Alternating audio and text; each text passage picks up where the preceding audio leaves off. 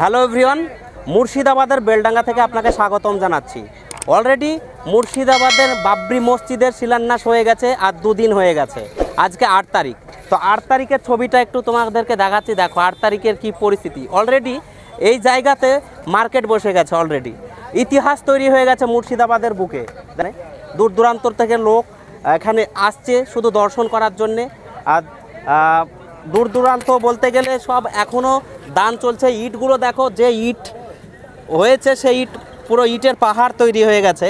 যে ইট এখন স্টক আছে, এই ইটেই মনে হচ্ছে যে মসজিদ কমপ্লিট হয়ে যাবে। তো এখানে সব লোকাল লোক না দূর থেকে এসছেন আপনারা?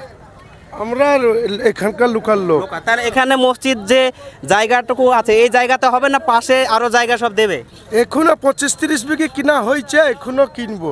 এখানেই এইখানে এখানে হচ্ছে শিওর না দূরে যাবে অন্য কোথাও? এইখানেই হবে শিওর, এখানেই না? হ্যাঁ।